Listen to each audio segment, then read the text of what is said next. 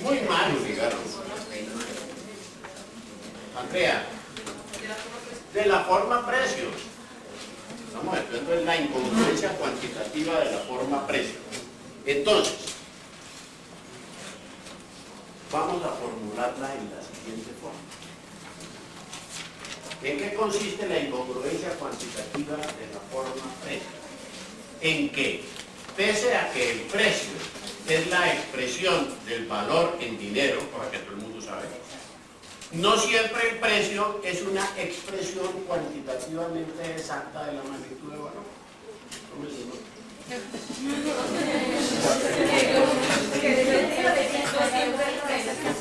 Llevamos media hora explicando eso.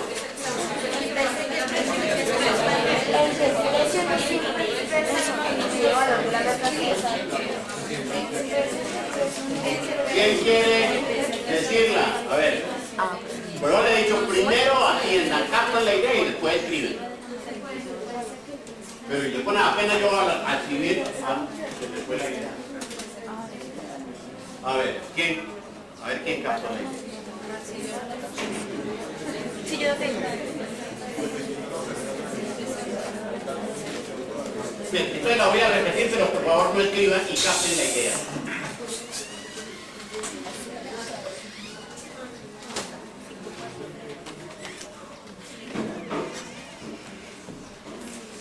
Entonces, ¿en qué consiste la incongruencia cuantitativa de la forma? Por favor, que no escribas, que no estoy dictando. ¿En qué consiste la incongruencia cuantitativa de la forma? Si veo a alguien escribirlo, retiro eso.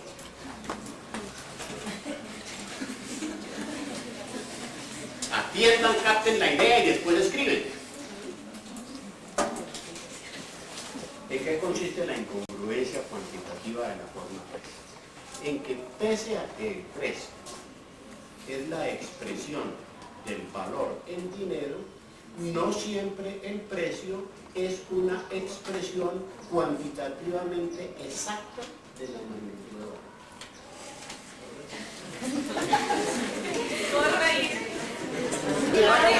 A ver, ¿viste eso? ¿Es lo que estaba explicando? Sí. ¿Es eso lo que estaba explicando?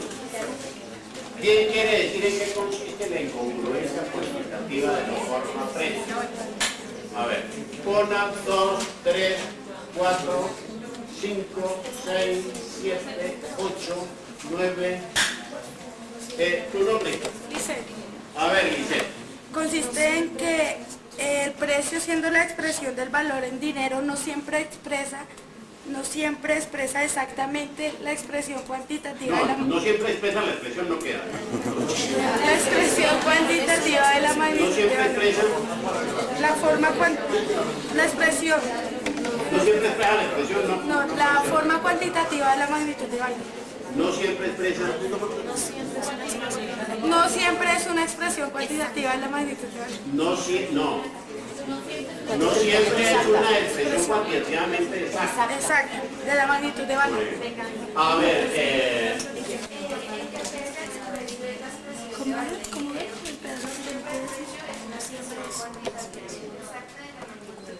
perfecto. Perfecto. No siempre.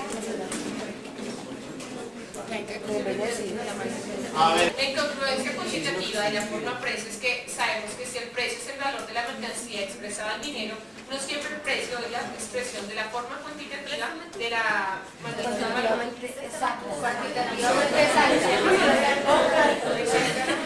¿Qué quiere decir exacto?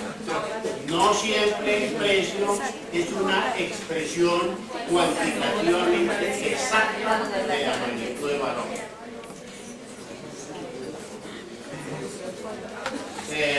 A ver, ¿qué persona considera que ya la puede decir correctamente? Mayra. Consiste en que, a pesar de que el precio es la expresión de la magnitud de valor en dinero, no siempre es una expresión cuantitativamente exacta de la magnitud de valor. Perfectamente. ¿Qué otra persona? A ver, de nuevo la palabra de esta niña. ¿Tu nombre? Diana. A ver, Diana. Pese a que el precio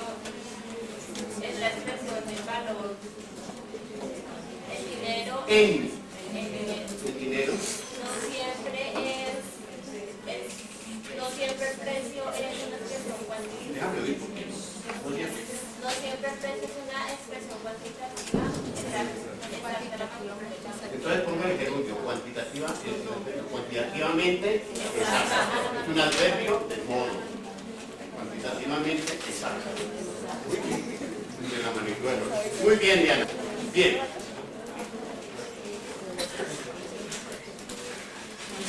Entonces, se plantea, usted lo harán visto allí, yo les tengo con cuidado,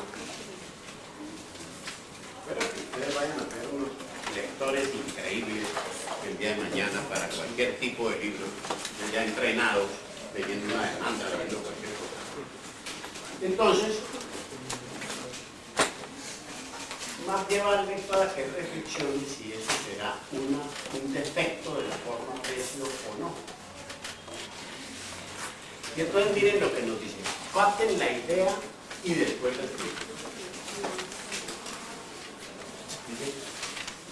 Y esa incongruencia cuantitativa de la forma precio no constituye un defecto de esta forma, porque es por el contrario lo que le permite funcionar en un tipo de sociedad donde la norma se impone como un ciego promedio en medio de una total ausencia de normas. Piensen en eso.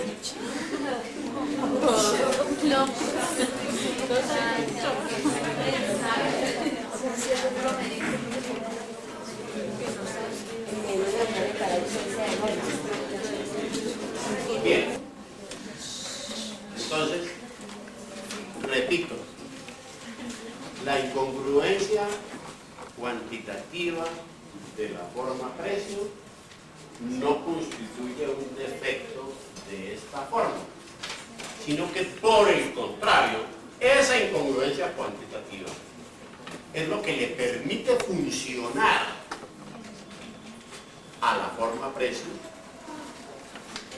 en un tipo de sociedad donde la norma se impone como un ciego promedio en medio de una total ausencia de normas. Entonces vamos a explicar eso un poco.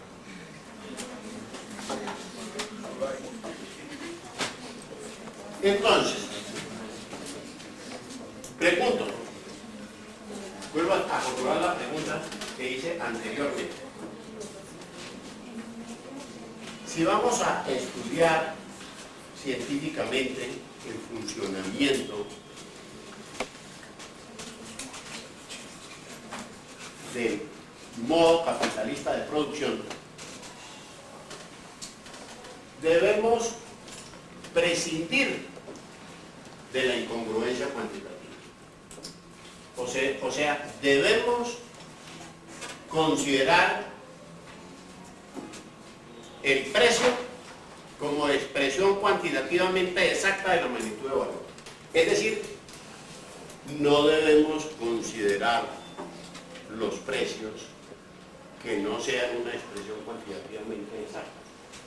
Entonces les pregunto yo a ustedes, ¿pero cómo es eso posible?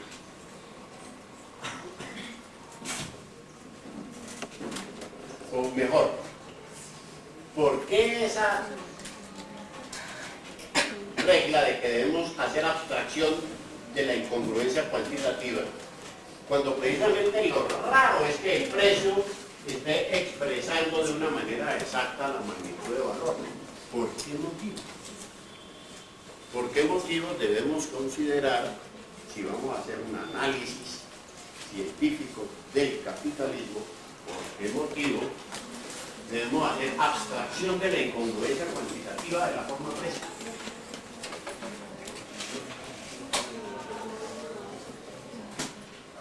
Entonces, lo explico de una manera muy elemental. Si a una persona la nombran gerente de una empresa,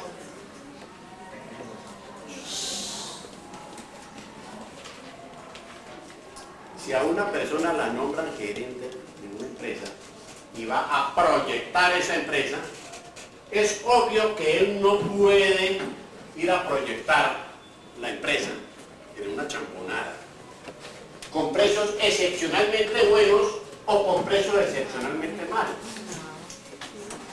¿Cómo debe proyectar la empresa? Precio promedio. Con precios promedio. Con precios promedio. Ahora, ¿por qué? Porque los precios malos y los precios buenos y los precios malos, se compensan entre sí. Y entonces lo que va a regir es ¿cuál? El precio promedio. Pero el precio promedio es el que coincide con la línea roja.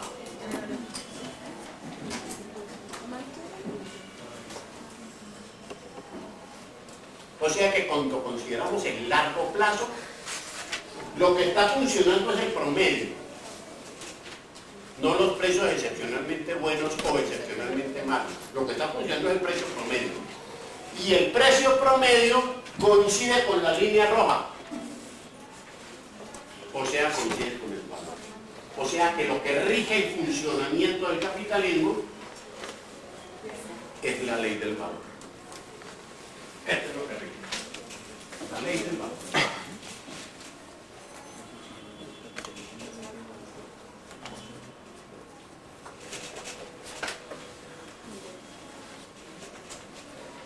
La ley que rige el funcionamiento del capitalismo es la ley del valor.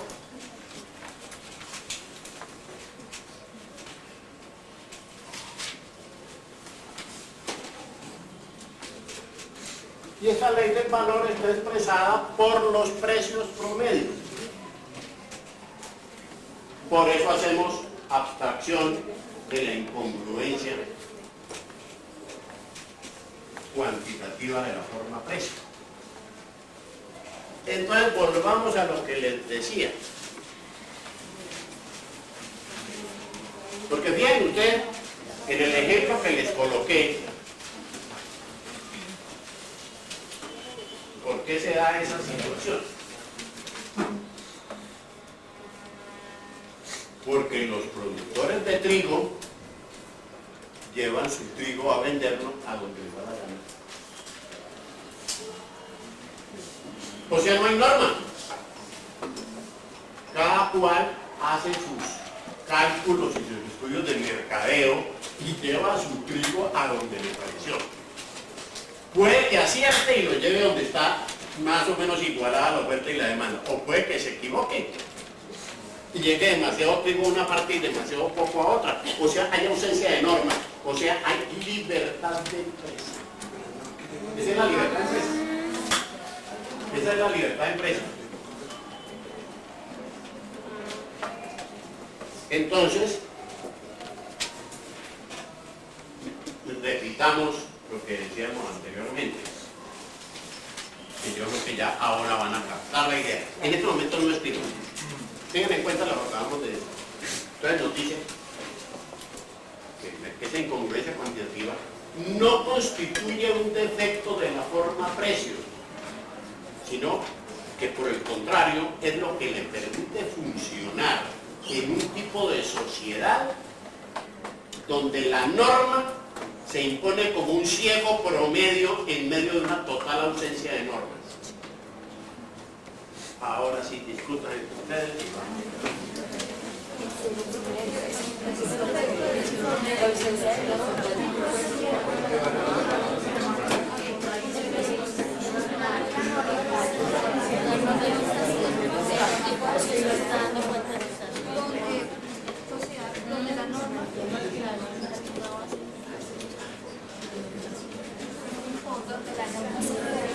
Bien.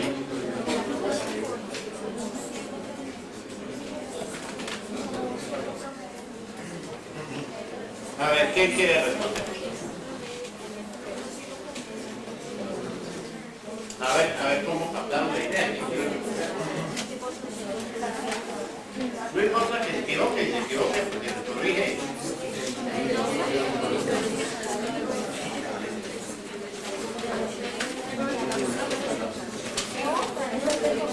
A ver, Mayra, un poquito de silencio. O sea, bueno, cuando Marx dice que no es un defecto, sino es lo que permite Que la incongruencia cuantitativa que la incongruencia cuantitativa no es un defecto, sino que por el no es un contrario, defecto de quién.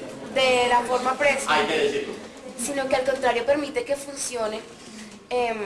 Pues ahí está refiriéndose a que como los precios altos y bajos se anulan o se compensan y el único patrón que va a servir es el patrón, el precio promedio, ahí se refiere a lo que decía de un ciego promedio. En una total ausencia de normas, ahí se refiere a la libertad de empresa, porque como uno puede llevar su mercancía donde quiera, ahí tiene la libertad de empresa y la única que va a regir es el precio promedio. Entonces, atención. Pero lo vamos a decir así.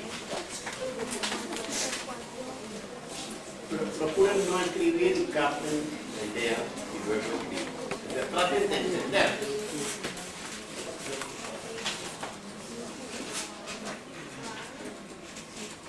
La incongruencia cuantitativa de la forma precio no constituye un defecto de la forma precio, sino que por el contrario es lo que le permite a esta forma, a la forma precio, funcionar en un tipo de sociedad donde la norma se impone como un ciego promedio en medio de una total ausencia de normas. Ahora sí, comparen ustedes y bien, a ver,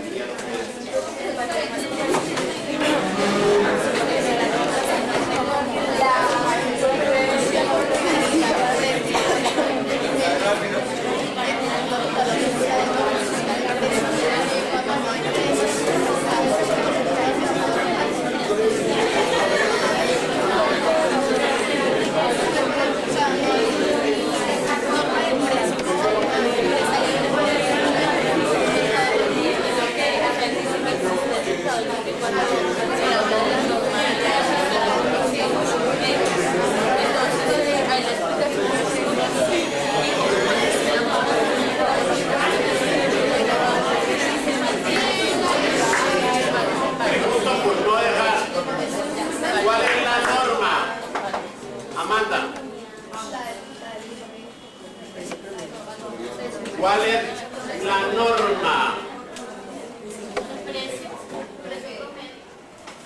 Sí, ese coincide con la norma, o sea, la norma es la ley del valor. Es la norma, es lo que está rigiendo, es la ley del valor. Entonces, la norma, que es la ley del valor, se impone como un ciego promedio, o sea, precios promedio. La norma se impone como un ciego promedio en medio de una total ausencia de normas. De nuevo, discutan entre ustedes. Bien.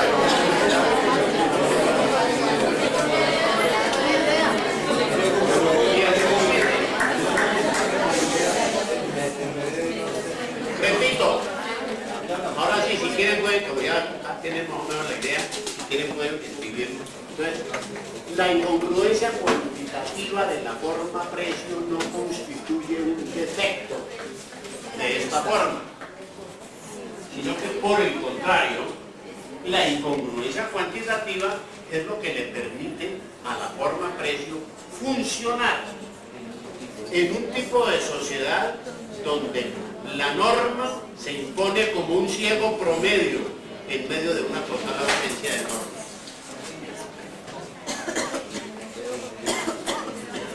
Discutan entre ustedes y mejoren ahí. Si está captada la idea, no importa en qué forma la redacte, pero que sea lo mismo.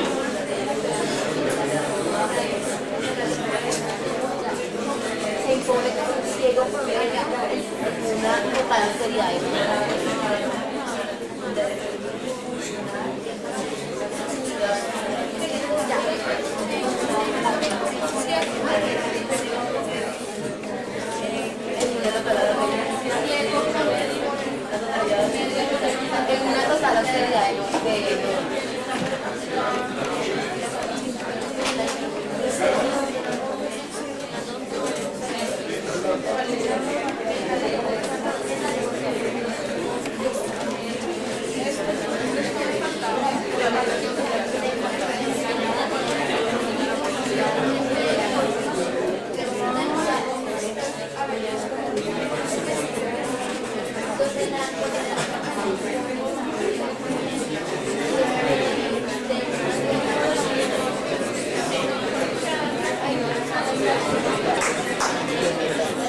¿Suficiente? ¿Quiénes quieren decir? A ver, Karen. La congruencia cuantitativa. La congruencia. Cuidado, con eso dañaría todo un examen. La incongruencia cuantitativa de la forma precio no constituye un defecto, sino que por el contrario permite a esta funcionar en un tipo de sociedad donde la norma se impone como un sigo promedio en una totalidad ausencia de normas. Muy bien, Karen, pero cuidado. Una cosa es congruente, otra cosa es incongruente.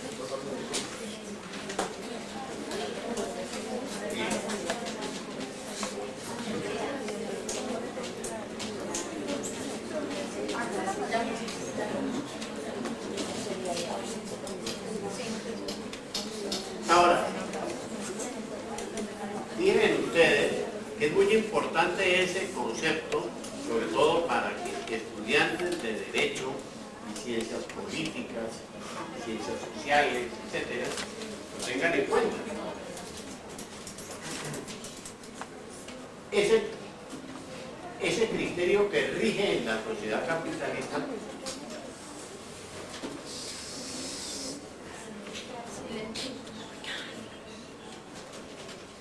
que es el criterio de la libertad de empresa.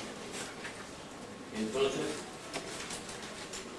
miren ustedes que cuando hablamos de libertad de prensa, por ejemplo, lo que está en el fondo es la libertad de empresa.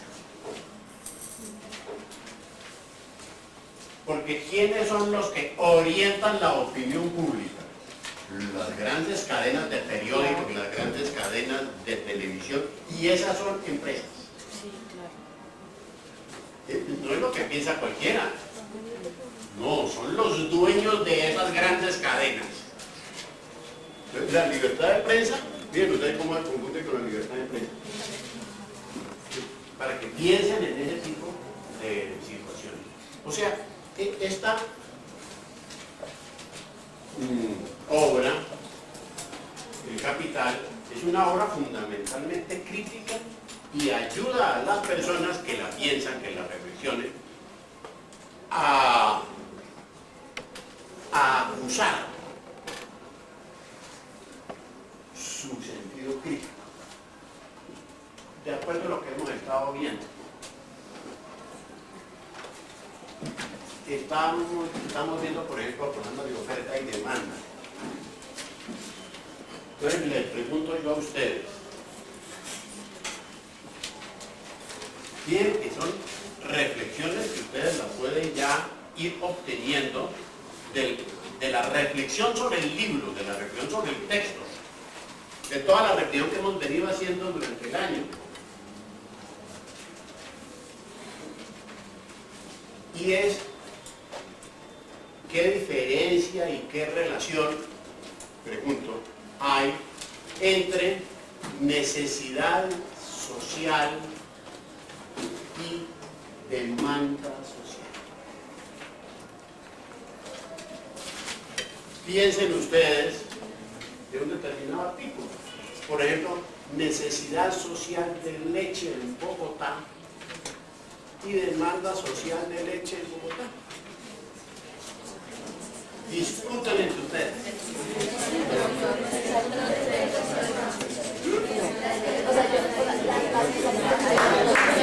Bien, suficiente. Un poquito de silencio. A ver, Andrea. A ver, la necesidad social es que muchos, por ejemplo, con el ejemplo de la leche, es que muchos necesitan el producto de la leche. Y Y la demanda social es que hay pocos,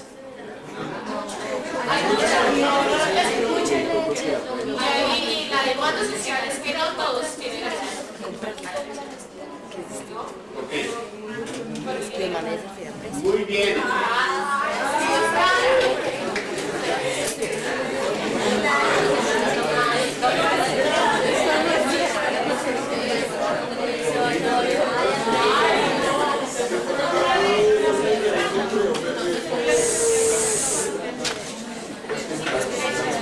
Por ejemplo, utilizando la teoría de conjuntos, sumamente clara, pues supongamos que esta es la necesidad social de leche.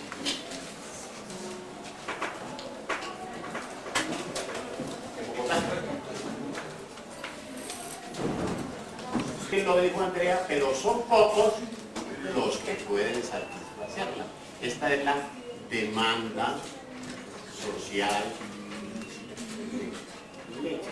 O sea, aquí hay personas que la necesitan, pero su necesidad no se traduce en demanda porque no tienen dinero para comprar la leche.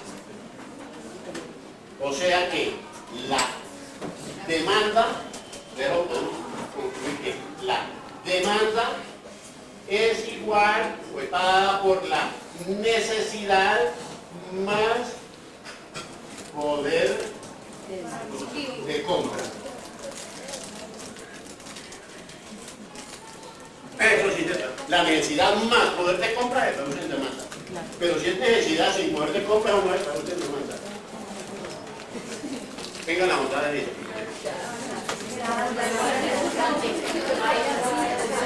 Una persona puede tener necesidad de una droga, pero no tiene que comprar. Por lo tanto, no se traduce en demanda. Tiene la necesidad, pero esa necesidad no se traduce en demanda.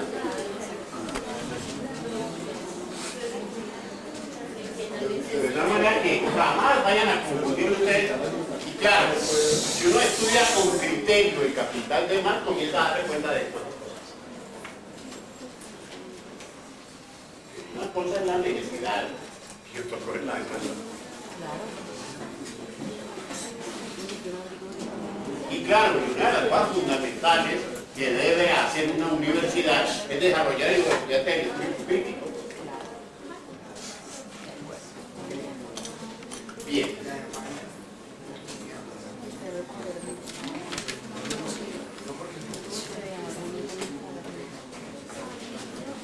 Entonces,